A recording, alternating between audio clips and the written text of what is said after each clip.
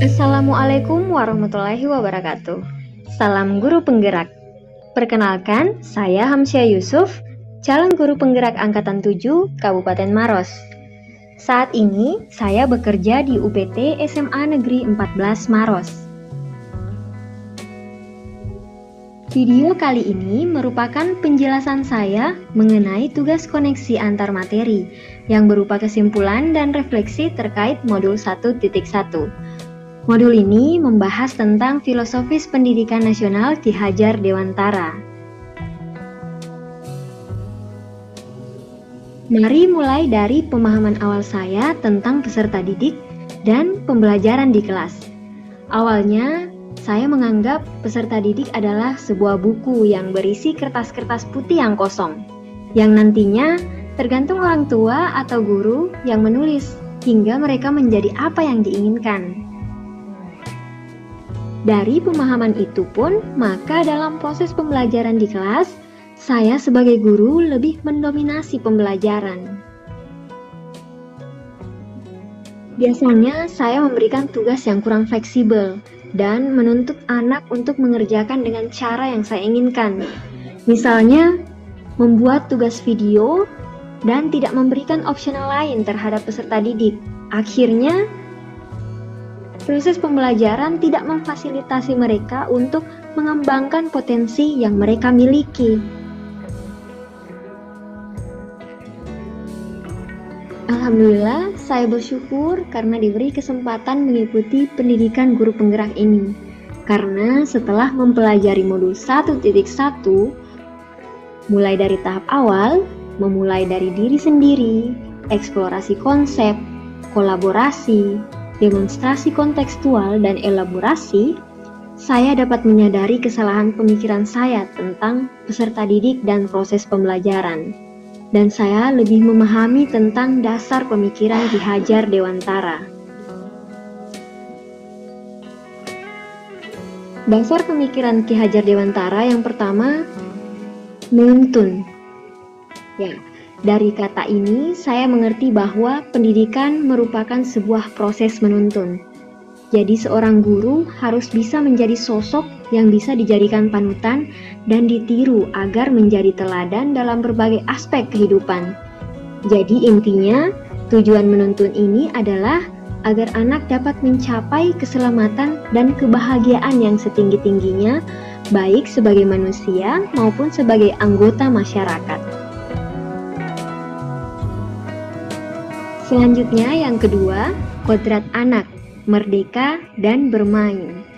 Jadi kodrat anak yang pertama merdeka. Di sini merdeka bukan berarti memberikan kebebasan semaunya kepada anak dalam belajar, tapi maksud merdeka di sini adalah mereka menjadi manusia yang lahir dan batinnya tidak tergantung kepada orang lain.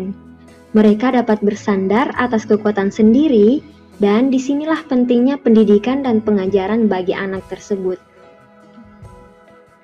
Pengajaran memerdekakan manusia atas hidup lahirnya dan merdekanya batin terdapat dari pendidikan. Selanjutnya kodrat anak bermain. Dengan bermain, anak bisa belajar banyak hal. Oleh karena itu, saya sadar bahwa permainan anak dapat menjadi bagian pembelajaran di sekolah. Dengan bermain, anak juga dapat belajar tentang budi pekerti.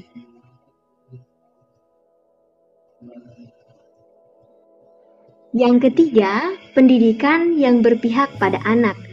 Maksudnya adalah memberikan kesempatan kepada anak untuk bebas mengemukakan pendapat untuk membangun pengetahuannya. Pendidikan yang menghamba pada anak menekankan pada minat mereka, apa yang mereka butuhkan, dan kemampuan individu masing-masing, sehingga menghadirkan model dan metode yang dapat menggali motivasi dan membangun kebiasaan mereka menjadi pembelajar sejati, selalu ingin tahu terhadap informasi dan pengetahuan, serta suka dan senang membaca. Yang keempat, dasar pendidikan Ki Hajar Dewantara bukan tabula rasa. Di sini, menebalkan laku anak dengan konteks diri anak, dan menebalkan laku anak dengan kekuatan konteks sosial kultural. Yang kelima, dasar pendidikan Ki Hajar Dewantara yaitu budi pekerti. Budi pekerti merupakan keselarasan atau keseimbangan hidup antara cipta, rasa, karsa, dan karya. Akhirnya, perubahan pandangan saya tentang pendidikan. Setelah memahami hal tersebut di atas, pandangan saya tentang pendidikan pun berubah. Untuk mengantarkan peserta didik meraih kesuksesan, guru harus menjadi seorang yang dapat menuntun, membersamai, mengarahkan, dan intinya menjadi contoh nyata yang dapat menginspirasi peserta didik, baik dalam lingkungan sekolah maupun sosial dan budaya. Trilogi pendidikan oleh Ki Hajar Dewantara, yaitu Ingarso Sungtulodo, di depan memberi teladan, Ingarso Mangunkarso, di tengah membangun keinginan, dan Tutwuri Handayani di belakang memberikan dorongan. Sehingga peserta didik dapat selamat dan bahagia sebagai manusia dan anggota masyarakat. Ada beberapa hal yang akan saya terapkan agar kelas saya mencerminkan pemikiran Bapak Ki Hajar Dewantara.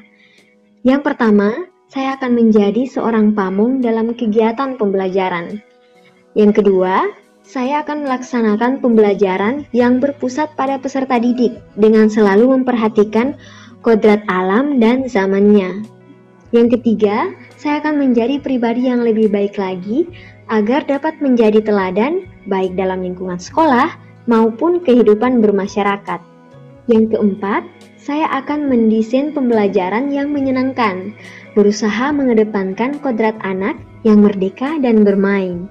Dan yang terakhir, saya akan menekankan nilai-nilai budi pekerti agar dapat menebalkan laku peserta didik.